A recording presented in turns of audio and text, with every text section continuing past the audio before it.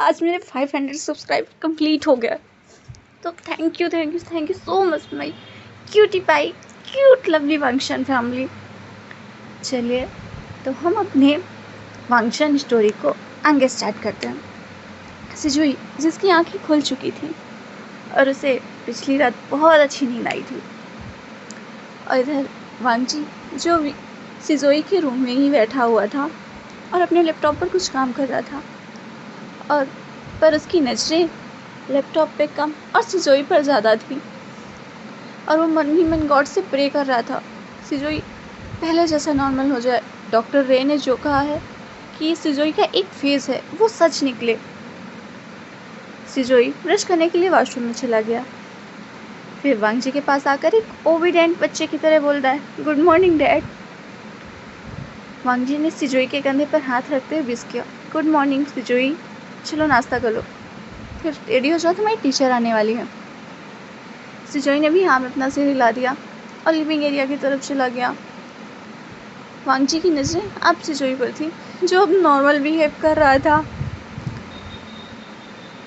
और इधर यूनमक की सिटी एरिया में एक चेंग बहुत तेज़ी से कार चलाकर किसी का पीछा कर रहा था, और थोड़ी थोड़ी देर में मुड़ते रास्तों पर बेपरवाह होकर कार चला रहा था, मगर चेंग को फिक्र थी विनचाओ उसकी आंखों से दूर ना हो जाए। चेंग सुबह से ही आज विनचाओ के घर के बाहर अपनी कार लेकर खड़ा था और उसका इंतज़ार कर रहा था। विनचाओ जब घर से निकला था, विनचाओ जब चेंग के घर से निकला था, यानी कि चियांग मेंशन से निकला था, वो तब से ही चेंग का कॉल नहीं उठा रहा था, और इसके ऐसे बिहेव का रीज़न चेंग जानना चाहता था, इसीलिए वो उसका पीछा कर रहा था। और विनचाओ अपनी कार तेज़ी से चला रहा था तो चेंग भी उसका पीछा करते हुए कार को तेज़ी से चला रहा था। जब उसकी कार क्लाउड रेसिस होटल के पास रुकी तो उसे शॉक लगा। उसने देखा विनचाओ गेट की सिक्योरिटी से कुछ बात की और गाड़ी लेकर अंदर चला गया। चेंग विनचाओ को नहीं पता लगने देना चाहता था कि वो उसका पीछा कर रहा था, इसलिए वो अपनी गाड़ी वहीं पर पार्क करता है और होटल के अंदर जाता है। उसने देखा कि विनचाओ वैलेट पार्किंग के लिए अपनी कार दे रहा था। विनचाओ होटल लॉबी से लिफ्ट तक गया, फिर मेन एंट्रेंस के शीशे से विनचाओ पर नज़र रखे हुए था चेंग। विनचाओ जब लिफ्ट के अंदर चला गया तो चेंग भी दौड़कर लिफ्ट के पास गया। उसने देखा लिफ्ट 4th फ्लोर पर रुकी है। चेंग तुरंत बगल वाली लिफ्ट पे 4th फ्लोर का बटन दबाया। जैसे ही लिफ्ट 4th फ्लोर पर रुकी तो चेंग बड़े ध्यान से लिफ्ट से बाहर झाँक कर देखा, कॉरिडोर खाली था। चेंग चुपके से बाहर आया और कॉरिडोर के राइट साइड से विनचाओ की आवाज़ आई। चेंग दीवार के कोने में लगा और उन दोनों की बातें सुनने लगा। विनचाओ जो कि उन्हें इंस्ट्रक्शन दे रहा था कि वे तो शाम 6 बजे से आना शुरू हो जाएंगे और उन्हें किसी भी बात की कमी नहीं होनी चाहिए। विनचाओ ने जेब से पैसों की गड्डी निकाली और उनके हाथ में रख दी, और फिर उन्हें धमकाते हुए बोला, और पैसे चाहिए तो मिल जाएंगे, मगर याद रखना कोई गलती नहीं होनी चाहिए। इसके बाद वो बॉल रूम में चला गया।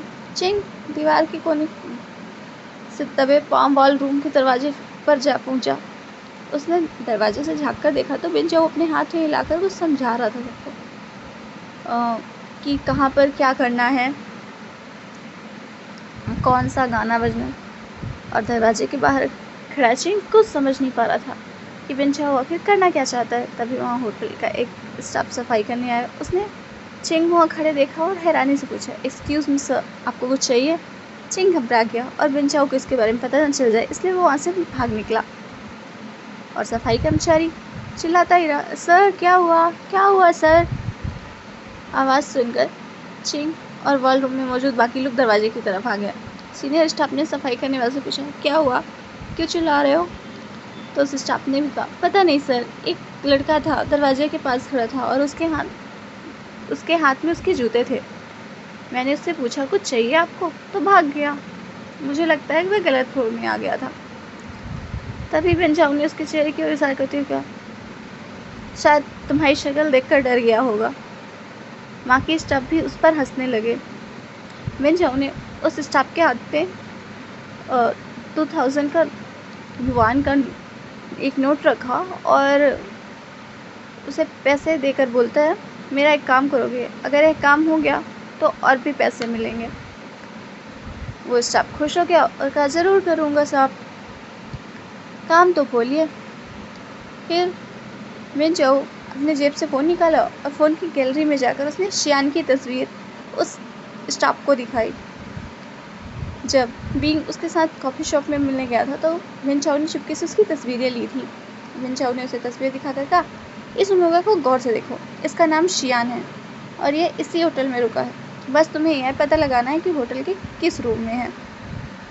वेटर ने उस लेटर को लिया और कहा, ठीक है, जैसे ही मिल जाएंगी उन्हें ये लेटर दे देना।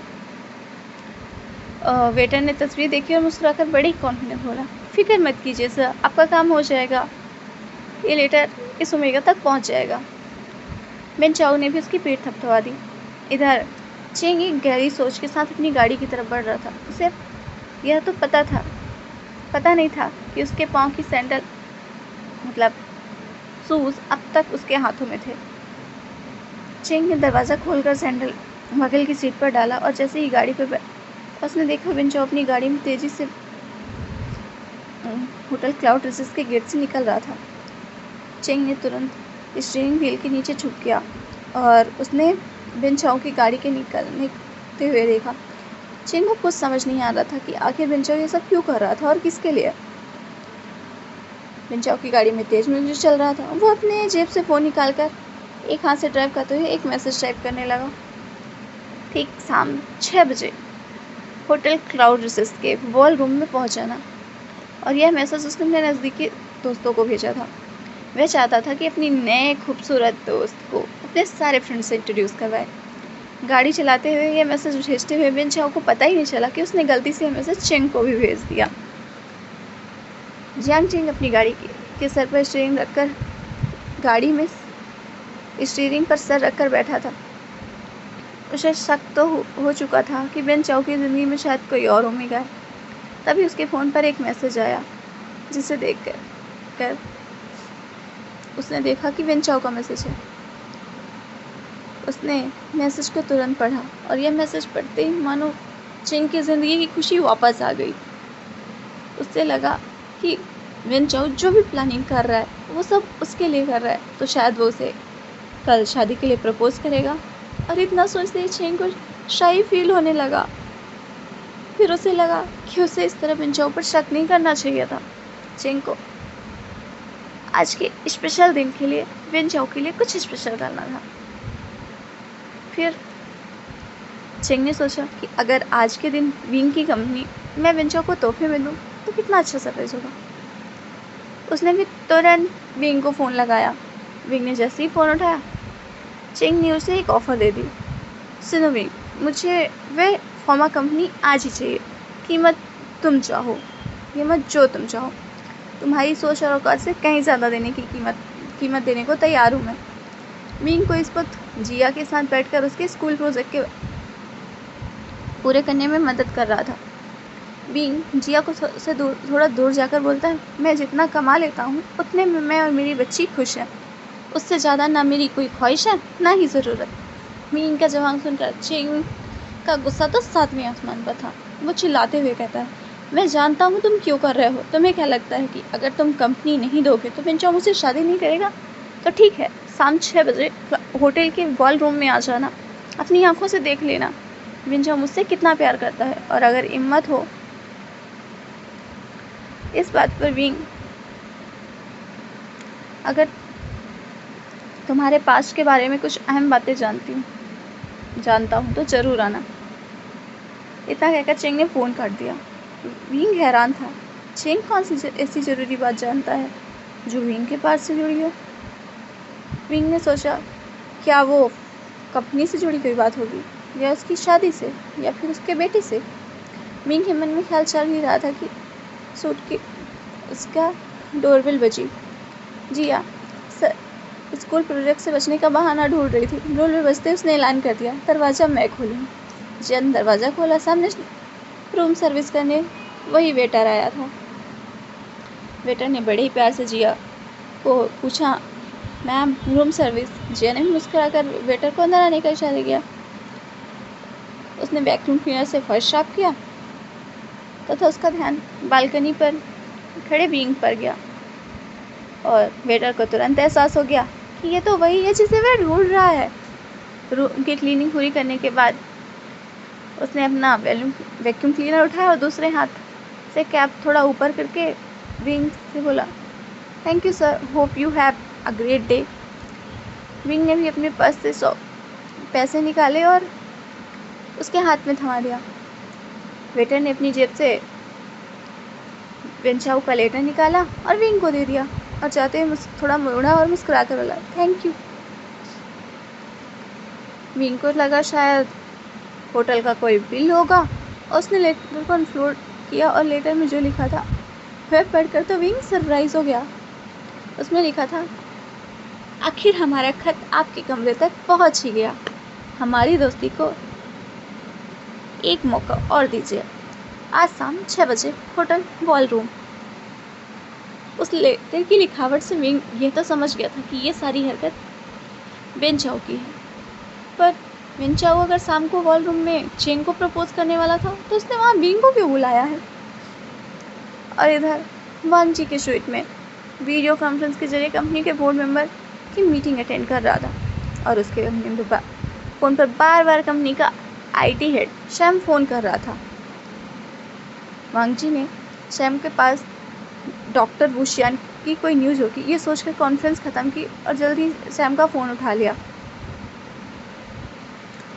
पर तभी वहाँ पर एक साबली और काफ़ी अट्रैक्टिव सी गर्ल आई और उसकी शक्ल में गुस्सा साफ नज़र आ रहा था और उसकी चाल भी थोड़ी अजीब थी।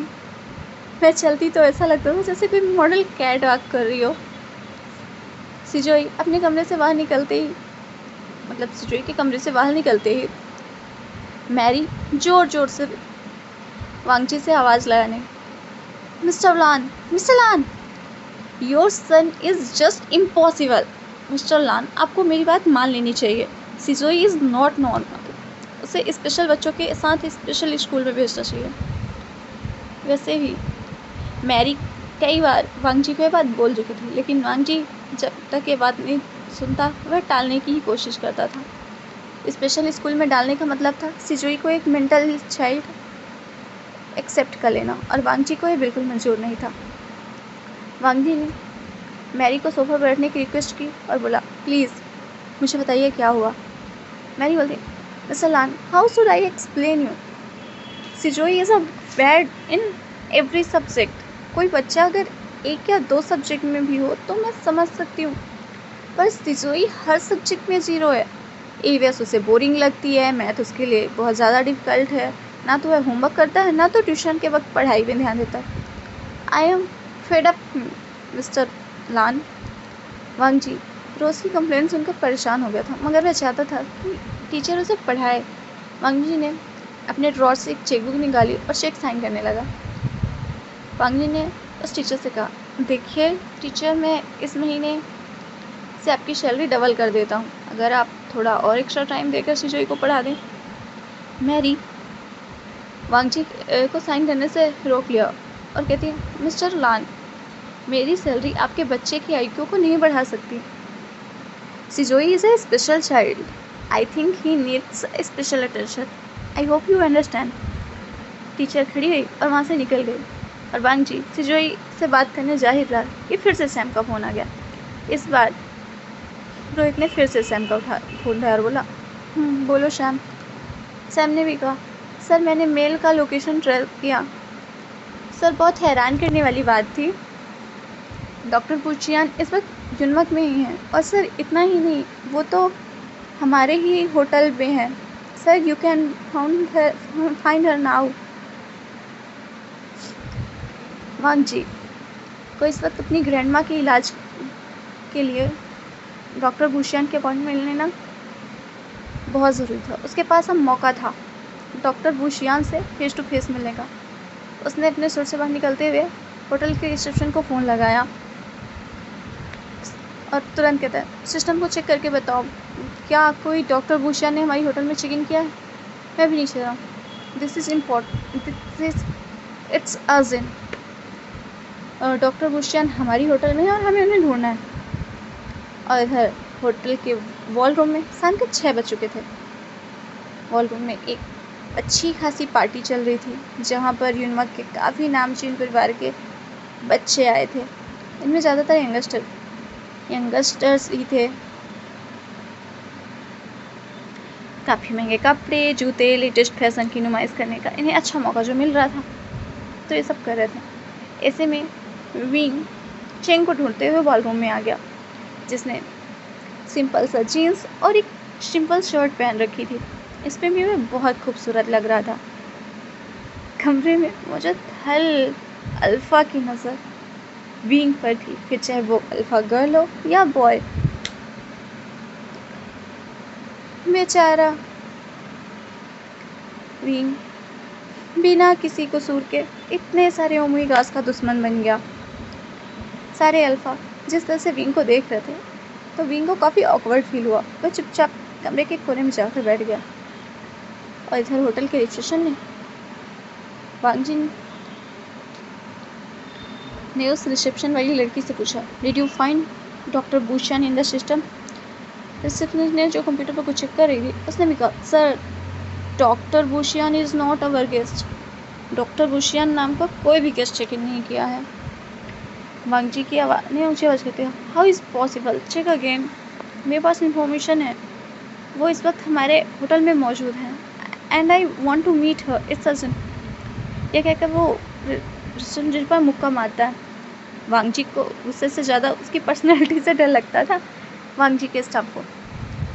तो रिसेप्शनिस्ट ने भी हिम्मत करके कहा, सर हो सकता है डॉक्टर बुशियान हमारे यहाँ रुके ना हों, मगर वो हमारे रेस्टोरेंट में या कॉफ़ी शॉप में खाना खाने या कॉफ़ी पीने आए हों। ये सुनते ही वांग जी कॉफ़ी शॉप की ओर मुड़ गया। कॉफ़ी शॉप में सारे गेस्ट को देखने लगा, मगर वांग जी की परेशानी यह थी, ना तो उसने कभी डॉक्टर बुशियान को देखा था और ना ही इंटरनेट पर डॉक्टर बुशियान की कोई फ़ोटोग्राफ मौजूद थी। और बॉलरूम में हर लड़का विंग से दोस्ती करने की कोशिश कर चुका। उसका नाम पूछता तो कोई नंबर। यहाँ तक किसी ने तो विंग को मूवी के लिए भी ऑफर कर दिया। विंग सबसे बस एक ही चीज़ कहता, नॉट इंटरेस्टेड। तभी वहाँ पर चेंग का एक फ्रेंड आया और उसने चेंग के शोल्डर पर हाथ रखते हुए कहा कि तुम इतनी सच की क्यों आए हो? चेंग के इस रूप को देखकर उसके सारे फ्रेंड चौंक गए थे। लोग तरह तरह कमेंट करने लगे। किसी ने कहा, क्या बात है चेंग, आज कुछ ज़्यादा स्पेशल है क्या? तो किसी ने कहा, कोई हमें भी बताओ किस बात की पार्टी है आज, कहीं आज तुम लोग कुछ बड़ा अनाउंस तो नहीं करने वाले? ये सुनकर चेंग के गाल लाल हो गए। वह चाहकर भी स्माइल को अपने नहीं छुपा रहा था। फिर उसने अपने दोनों हाथ उठाकर रिक्वेस्ट किया और कहा, थोड़ी देर रुक जाओ, सब कुछ पता चल जाएगा, तब तक पार्टी एंजॉय करो। लाउड म्यूज़िक बजने लगा, वाइन की बोतलें खुलने लगी, लड़के लड़कियाँ आपस में डांस करने लगी। वैसे तो चेंग ने विंग को देख लिया था, मगर वह जानबूझकर विंग से 2 टेबल दूर जाकर बैठा। विंग समझ गया चेंग चाहता कि वह उसके पास जाए। विंग ने भी चेंग से रिक्वेस्ट करते हुए पूछा, चेंग अगर तुम मेरे बेटे के बारे में कुछ जानते हो तो प्लीज़ मुझे बताओ। चेंग विंग को घूरने लगा। विंग की खूबसूरत आंखें चेंग की आंखों में चुभने लगी थी। कुछ ही सेकंड में चेंग को एहसास हो गया कि सादे लिबास में भी विंग चेंग से काफ़ी ज़्यादा हैंडसम लग रहा है। और चेंग की जलन अचानक गुस्से में बदल गई। उसने रूडली कहा, सच बताओ क्यों आए हो तुम यहाँ? तुम्हें क्या लगता है तुम्हारा यह बदला हुआ रूप देख कर वेंचाओ मुझसे रिश्ता तोड़ देगा? ये तुम्हारा वहम है। विंग चेंग के बगल में बैठ गया। विंग चेंग के कंधे पर हाथ रखकर बोला, देखो मेरा ऐसा कोई इंटेंशन नहीं है, मैं बस अपने खोए बेटे को वापस पाना चाहता हूँ, मुझे बस उसके बारे में बता दो, वो कहाँ है? तो चेंग ने आवाज़ पर जोर पकड़ कर कहा, कितने दाम लगाओगे परिवार पर? बेशर्मी की हद होती है, एक नाजायज़ बच्चे को लेकर घूम रहे हो और दूसरे का पता पूछ रहे हो, और अब यहाँ मुझसे मेरा प्यार छीनने की कोशिश कर रहे हो। अच्छा किया था मैंने तुम्हारे साथ, इतना मोटा और बदसूरत होने के बावजूद तुम बिना शादी के मां बन गए। अगर तुम उस वक्त ऐसे लगते तो पता नहीं क्या करते। विंग ये सब सुनकर चौंक गया। उससे चेंग से पूछा, क्या मतलब है तुम्हारा? क्या किया था तुमने मेरे साथ? चेंग को पता था लाउड म्यूजिक में उन लोगों की बात कोई नहीं सुन पाएगा। चेंग ने गिलास में से जूस का सिप लिया और बड़े कैजुअल अंदाज में बोला, मेरी माँ ने तुम्हें कुछ इंजेक्शन दिए थे जिससे तुम्हारे शरीर में हार्मोनल इम्बैलेंस हो जाए और तुम एक बदसूरत मोटे हो जाओ। ये बात सुनकर विंग को एक पल के लिए ऐसा लगा कि वो चेंग की जान ले ले। सौतेला बेटा होने की कोई इतनी बड़ी सजा कैसे दे सकता है? विंग के चेहरे का रंग उड़ते देख चेंग को बड़ा मजा आ रहा था। जले में नमक छिड़कते हुए चेंग ने कहा, मगर तुम्हारा मानना पड़ेगा, इतने मोटे और खूबसूरत होने के बावजूद भी पता नहीं किस आवारा के साथ रात भी जाकर आए थे।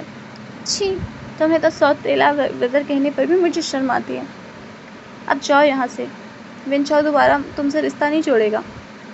विंग को सारी बातें तीर की तरह चुभ रही थी, मगर वो बर्दाश्त कर रहा था क्योंकि उसे अपने बच्चे तक पहुँचना था। वो फिर से विंग चेंग से गिड़गिड़ा कर पूछने लगा, देखो चेंग, तुम्हें कुछ भी पता है मेरे बेटे के बारे में तो प्लीज़ बताओ, मैं तुम्हारे साथ हाथ जोड़ती हूँ। विंग की तड़प उसकी आंखों और उसके शरीर में साफ दिखाई दे रही थी। उसके कांपते हाथों से चेंग के अंगे गिड़गिड़ाने लगा था। चेंग गलती से चेंग का जूस का गिलास चेंग के ही कपड़ों पर गिर गया। चेंग अपना शर्ट झटकते हुए खड़ा हुआ। You stupid, stay away from me. मैं जानता हूँ तुम यहाँ किसी मकसद से आए हो। Get out from here. इतना कहकर वो विंग को धक्का मारा और वहाँ से वॉशरूम के लिए चला गया, अपना ड्रेस ठीक करने के लिए। तभी बॉलरूम की सारी लाइट्स ऑफ हुई और मेन डोर की फॉलो करते ही एक लाइट शुरू हुई। जब गेट खुला तो अंदर विंचाओ एक गिटार के साथ एंटर हुआ। दूसरी ओर होटल के कॉफ़ी शॉप में वांग जी हर टेबल पर जाके डॉक्टर बुशियान को पूछ चुका था, मगर उसे डॉक्टर बुशियान नहीं मिला। तभी उसे होटल के एक स्टाफ मेंबर ने बताया, सर 4th फ्लोर पर वॉल रूम में विंचाओ की पार्टी चल रही है, वहाँ जाकर भी चेक करें, शायद डॉक्टर बुशियान विंस के गेस्ट हों। ये सुनते ही वांग जी बिना टाइम गंवाए वॉल रूम की ओर जाने लगा। वॉल में चारों तरफ अंधेरा था, स्पॉटलाइट सिर्फ विंचाओ पर थी।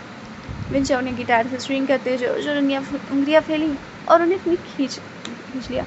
बड़े फिल्मी अंदाज में विंचाओ बोला, आज मैं अपने दिल की बात एक ओमेगा से कहने वाला हूँ, बस आप सब उसमें थोड़ा सा शांति से। और ऐसे कहते हुए गाना गाने लगा।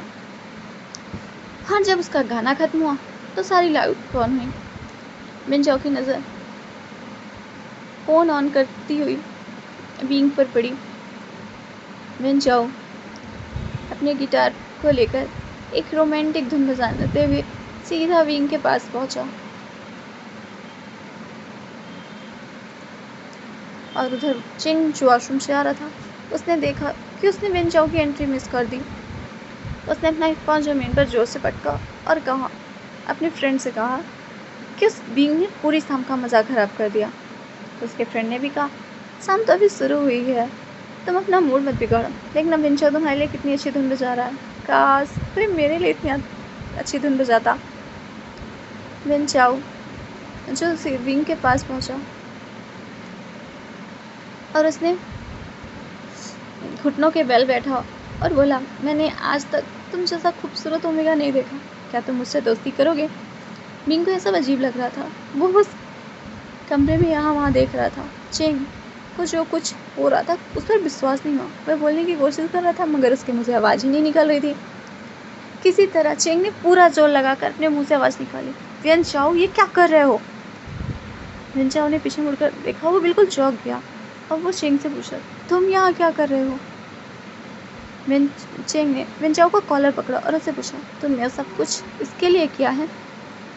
चेंग की सांस फूलने लगी थी। विंचाओ ऑकवर्ड सिचुएशन में फंस गया था। उसने अपना हाथ झटकते हुए चेंग से कहा, देखो तुम चले जाओ यहाँ से, मैं तुमसे बाद में बात करूँगा। सारे दोस्तों के सामने चेंग की बहुत बड़ी इंसल्ट हुई थी। लोग मन ही मन हंस रहे थे चेंग पर और चेंग रोने लगा। वो रोते हुए विंचाओ से कहा, ऐसा कैसे कर सकते हो तुम मेरे साथ? तुम इसके लिए मेरा दिल तोड़ा, इस बेशर्म ओमेगा के लिए मेरा दिल दुखाया। ये सुनकर विंचाओ चेंग पर ही भड़क गया। जस्ट शट अप, तुम शियान के बारे में ऐसा कैसे कह सकती हो? जानते क्या हो तुम शियान के बारे में? ये सुनकर अब चेंग हैरान हो गया। उसने विंचाओ से पूछा, शियान? कौन शियान? क्या तुम पागल हो? ये शियान नहीं, विंग है, वही मोटा विंग जिसे तुमने अभी अभी डिवोर्स दिया है।